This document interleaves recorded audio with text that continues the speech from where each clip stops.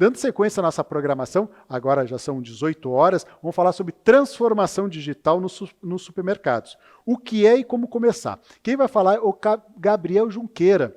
Ele é da Infovarejo, um site incrível, convido vocês a acessar. Aqui na descrição do nosso YouTube, vocês vão ver ali nesse canal, nesse vídeo, vocês vão ver o link para você conhecer a Infovarejo. Também é um canal similar ao nosso da Expo Supermercados, que entrega conteúdo, tem muito vídeo, e eu tenho certeza que quem entrar lá vai se inscrever também, porque são informações do nosso dia a dia. A gente ouve, transformação digital, será que é para mim? É sim, não importa o seu tamanho, micro, pequenos, médios e grandes, todos precisam estar preparados para o novo consumidor, que já está aí, utilizando várias ferramentas para adquirir os nossos produtos do nosso comércio. Então, você não pode deixar essa oportunidade. É um desafio? É, mas é uma grande oportunidade que você pode colocar no seu negócio. Então, dando sequência, vou convidar o Gabriel Vilela Junqueira, da Infovarejo. É contigo, Gabriel. Olá, pessoal. Meu nome é Gabriel Junqueira, sou editor do Infovarejo, diretor da Avanço Informática. É um enorme prazer estar aqui nessa edição da Expo Supermercados para falar um pouco sobre transformação digital nos supermercados. Agradeço imensamente aí ao convite do Fabiano, é um grande prazer estar aqui.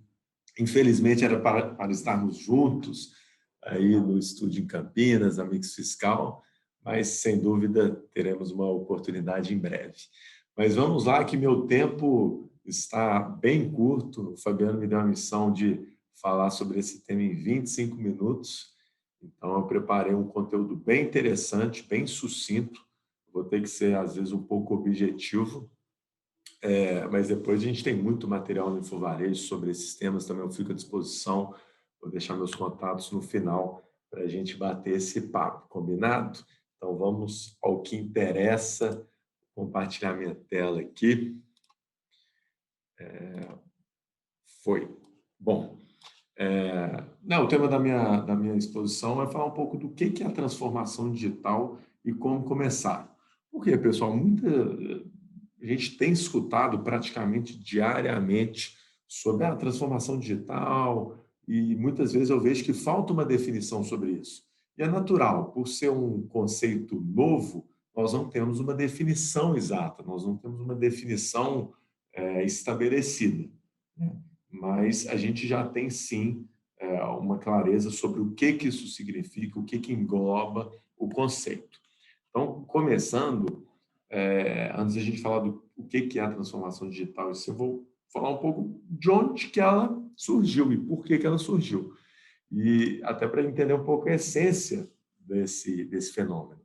Então, a gente tem o advento da internet na década de 90, o digital vem daí. Então, a gente tem uma mudança de tecnologia, uma novidade, uma inovação. Só que a transformação digital, o que a gente vai falar muito aqui, não é só uma questão de tecnologia, é uma questão de comportamento. Nessa década de 90, ao mesmo tempo que a gente tinha o surgimento, a massificação da internet, né? A internet tem mais anos, mas a massificação, a globalização, nós temos uma geração ali que estava na sua adolescência, que era a geração millennial, e mais recentemente agora a Z. Então, a gente tem algo que é inédito na história da humanidade, que nós temos um mundo virtual, na qual coisas de fato acontecem, né? Relacionamentos são estabelecidos, e onde tem pessoas, tem compra, né? Então, isso muda o varejo. Mas o ponto é, a primeira mensagem aqui, quando a gente fala de transformação digital, nós temos dois elementos. Nós temos um elemento de uma inovação tecnológica, com uma série de novidades, ferramentas, né, que no caso está no centro de estudo, está a internet, tá? E a gente tem uma mudança de comportamento. E uma coisa catalisa a outra, né? A criação da rede social, com uma geração que cresceu com ela, se adapta muito melhor, utiliza muito e faz com que também acelere essas inovações e por aí vai. Então, a transformação digital vem desses dois movimentos de uma forma bem simplificada. Mas uma coisa muito importante que a gente sempre tem que lembrar e reforçando é que a transformação digital, ela, por mais que a gente fale transformação digital, mas o cerne dela é a mudança de comportamento, né? Então, a gente tem um comportamento das pessoas mudam, né? Isso para nós que somos do varejo, que vivemos do comércio, é muito importante entender essa mudança de comportamento. Então, tem alguns fatos que eu vou deixar, né? A gente busca informações no celular cerca de 150 vezes por dia. Eu até fiz uma consulta recente, vi, antes de fazer a palestra, que na semana passada, foram 147 vezes na média por dia, então, estou bem dentro dessa média aí. Bom, então isso significa o quê, pessoal? Coisas que a gente não fazia, ou fazia de forma analógica, a gente passou a fazer digitalmente, né? Todos esses aplicativos não existiam há 15 anos atrás, né? Antigamente, a forma de nos comunicarmos era bem diferente da forma que a gente faz hoje. Hoje, praticamente, eu não falei no telefone, mas eu conversei com algumas dezenas de pessoas via WhatsApp. E, de novo, isso vai influenciar na nossa forma de comprar. Então, entrando na transformação digital no varejo, o que significa essas mudanças e como que a gente pode traduzi-las? E aqui, para facilitar o entendimento, eu coloquei 3 grandes elementos ou dimensões dessa transformação digital, né? Tudo é misturado, tá? Mas a gente pode definir 3 grandes assuntos.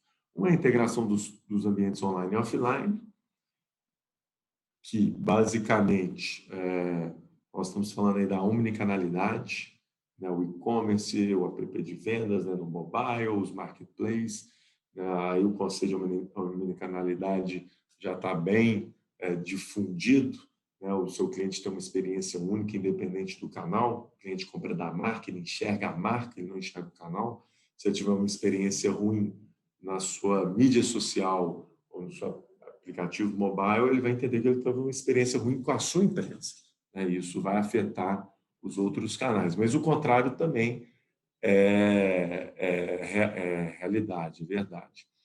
Então, diversas opções de entrega, né? O Scan and Go, na qual a gente entra dentro da loja, nós mesmos escaneamos o produto e realizamos o pagamento e vamos embora, né? As lojas autônomas usam muito isso. BOPS, Buy Online, Pick Up in Store, os lockers, são diversas formas de você fundir o ambiente online com o offline, né? Comunicação digital em linha com todos os canais. Quem está começando a vender na internet, o primeiro ponto que já tem uma certa dificuldade, um desafio, é se comunicar com o cliente nas novas mídias, né? Não é mais um encarte.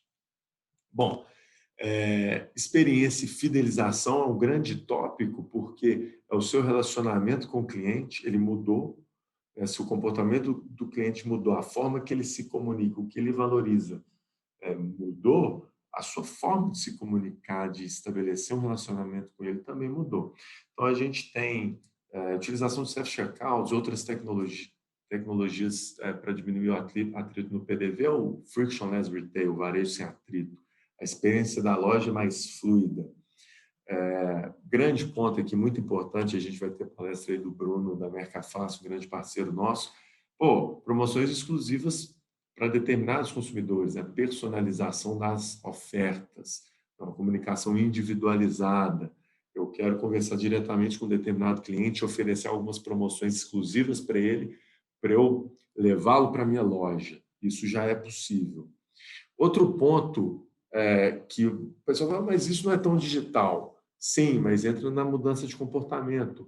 O desenvolvimento de ofertas de alimentação fora do lar. Isso é mudança de comportamento. As pessoas estão alimentando mais fora do lar. Tem famílias menores, né? Não tem secretárias em casa, então alimentam-se fora. Então, seja uma refeição pré-pronta, uma própria refeição mesmo, ou uma pré-pronta, um kit de receita. Aí vai pizza, saladeiras, comida japonesa, crepe, isso tudo é uma tendência para os supermercados. Aquele supermercado que ainda está... Não, o meu negócio não é só vender revenda de mercadoria. Existem vários modelos. A gente teve semana passada a notícia aí do investimento na Shopper, que é a venda por reabastecimento de produtos não perecíveis que cada vez mais vão ser engolidos aí pelos marketplaces. Então, sua loja ela tem que migrar para esse novo posicionamento para ter um relacionamento relevante com o consumidor. Tá?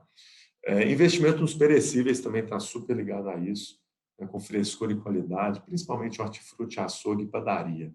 Isso é uma tendência. Gabriel, transformação digital tem a ver com isso? Tem, porque é a mudança do comportamento do seu consumidor. Tá? Ele busca isso, ele quer mais informação sobre isso. Bom, inovação e inovação, velocidade e mobilidade, a gente está falando principalmente da cultura, tá? Realizar integrações com diversas soluções especialistas. Hoje, na verdade, cada vez mais, você não vai ter só um fornecedor de tecnologia na sua empresa, já não tem, você já usa várias ferramentas. Antigamente você só tinha um RP, agora você tem vários fornecedores. Talvez, provavelmente, você usa ferramentas, né, as próprias mídias sociais, mas você usa um e-commerce, você usa um CRM, usa um conciliador de cartões, isso tudo está integrado na sua solução principal, que é a o RP. Então, essas integrações fazem parte de uma transformação digital e corrente. Cada vez mais se basear em inteligência de dados, tá? Isso é muito importante. Então, parar de basear a tomada de decisão no achismo, no sentimento, na percepção, e migrar isso para os fatos, né? Para os dados do seu sistema. Outro ponto, a digitalização das operações com mobilidade, né? A utilização de smartphones para consultar um dado, consultar as vendas da loja. E outro ponto também, a gente vai falar mais isso no como fazer, a mudança cultural, né, da força de trabalho. As pessoas, a sua força de trabalho também mudou. Então, a cultura da empresa tem que mudar, né, trazer propósito para essas pessoas. Quem fala muito bem aí, o Rafael também vai fazer algumas palestras sobre isso no Expo Supermercados, que é a liderança, gente. Não existe transformação sem ação, não existe ação sem liderança. Bom, então, assim, é importante isso, Gabriel? É muito importante. Eu acredito realmente que a digitalização, essa transformação é a diferença entre quem prosperará e quem vai ficar para trás nessa década que já se iniciou de uma forma acelerada, né? Um ano passado, quem não entendeu isso, questão da digitalização com a pandemia, acho que, não sei se vai entender mais, mas acho que essa foi a grande prova de fogo. Então, a gente tem vários casos das décadas passadas e se a gente pegar um ano passado, a gente já vai ter vários cases de empresas que ficaram para trás, empresas que estavam preparadas, digitalizadas e foi um motor de crescimento a situação. Né? Então, passa bem rapidamente, mas a Amazon e vários cases aí de empresas que quebraram devido ao fato de terem subestimado essa transformação. Acreditado que pessoas que compram na internet, isso há 20, 30 atrás, eram só uma pequena parcela de consumidores, que na realidade isso não ia acontecer. Aconteceu e a transformação que a gente está vivendo é ainda maior. Né? Como eu falei, um dos três pilares. O primeiro dele é a conexão, aí, a fundição entre o online e o offline. Bom, no meio disso tudo, como eu falei, teve uma pandemia. A pandemia foi um grande catalisador desse movimento. Quem já estava preparado com o seu e-commerce, com o CRM ali, todos aqueles fundamentos que nós falamos, ganhou muito, conseguiu acelerar e foi uma oportunidade. Né? Então, assim, então, um exemplo, 60% dos supermercados, isso foi uma pesquisa que a gente fez no Infovarejo, 60% dos supermercados que não vendiam online ou de forma remota passaram a vender via teleentrega ou delivery. Né? Isso foi bem recente na pandemia. 7% das lojas já adotaram o e-commerce em si com a plataforma. 2% estavam estudando e 2% estavam no processo de escolha de um fornecedor, de um parceiro. A gente, 60% passou a vender o televenda. Todo mundo está vendendo televenda, WhatsApp. E quem estava com a plataforma, né, conseguiu ser mais ágil, mais efetivo, ter não só vender mais, mas ter uma experiência melhor para o cliente, fidelizar, né, conquistar o cliente ali do seu concorrente. Gente, agora passando para a segunda fase, eu estou um pouco acelerado porque é muito conteúdo. Mas passando para a segunda fase da exposição, falar um pouco aqui, agora, o como fazer, o que fazer para sobreviver nesse momento de transformação digital. Eu entendo a transformação digital como, vamos dizer, vou falar uma pirâmide, mas pensa como uma base ali. A gente tem 3 grandes pilares da transformação digital, tá? Na base dela, a tecnologia, né? Naturalmente, assim, para fazer isso tudo, você precisa de uma base tecnológica, né? Uma arquitetura de sistema preparada para isso. Em seguida, processos. E no topo, que é o que vai fazer o negócio acontecer, cultura e liderança. Tá? Falando um pouco da cultura, começando, né, pelo final. Não existe transformação digital sem ação, não existe ação sem liderança. E aí a gente tem alguns aspectos, alguns elementos aí que são universais para a transformação digital do negócio, que é a inovação, né? Ter uma cultura de inovação, querer inovar, querer o novo. Para isso é necessário colaboração e experimentação. Tá? Preciso fazer experimentos. Né? O digital tem muito experimento, tentar e errar. Notícia boa que no digital a gente consegue experimentar com menor custo e mais velocidade. Outro ponto, naturalmente, uma cultura de inovação envolve uma cultura de tolerância maior a erros, né? De tentativa. Outro ponto, foco no cliente, né? A obsessão por atender melhor o cliente. A gente chama isso no conceito de centralidade do consumidor. O consumidor está no centro de toda essa estratégia de transformação digital. Então, isso também é um conceito já muito difundido, mas é sempre bom lembrar, porque no final do dia a gente está aqui para atender melhor o cliente, que ele vai comprar mais, vai ficar mais satisfeito, vai voltar na sua loja. Velocidade envolve agilidade, as coisas estão mudando muito rápido, então a pandemia está aí para escancarar essa realidade das nossas vidas, né? Quem foi ágil conseguiu sair melhor. E como eu falei, liderança, né? A liderança engajada com a transformação digital, atitude. Essa é uma mudança, pessoal, que vem de cima para baixo, tá? O dono, você que é proprietário, tem que estar muito convencido que você precisa fazer essa mudança, porque vai haver atrito, vai haver erros, e realmente a gente, há um ato de fé, como até diz o Alberto Centino, consultor, né, quem conhece ele de varejo, né, para funcionar a agenda de transformação digital precisa ser estratégica, de cima para baixo, não tem business case, não tem ROI, né, um retorno sobre investimento. É um ato de fé. Só acontece com quem está lá em cima, acredita e impulsiona a mudança. Ele já participou de vários processos, é um consultor de grandes empresas, né, de varejo, e é um fato. Se o dono fala assim, eu quero fazer, porque a sobrevivência do meu negócio depende disso. Aí vai acontecer. Se não, a primeira dificuldade, não tendo apoio da diretoria, o negócio vai se esfriar. Então, essa também é uma mensagem muito importante que eu gostaria que cada um levasse aí de casa. Outro ponto, pessoal, não existe ação sem processo não, estabelecido ali. E a gente tem alguns elementos, não dá para explorar todos, mas a gente vê que as empresas que estão fazendo essa jornada com sucesso, elas têm alguns elementos em comum. Né? O essencial bem feito, né? Os processos básicos bem feitos, eu vou falar um pouco sobre isso. Operações mobile, né, já estão, seja comunicação, dados, enfim, um pouco do básico ali, o controle de estoque, financeiro, fiscal, compras alinhados, processos mais simples. Veja bem, se a complexidade do externo está alta, que é e-commerce, CRM, etc., a gente tem que simplificar a nossa operação. E orientação a dados. E quando a gente fala do essencial bem feito, Pô, ter o básico ali de casa bem organizado, o dever de casa bem feito, né? O estoque, o controle de estoque. Eu vou dar um exemplo do estoque aqui que é legal.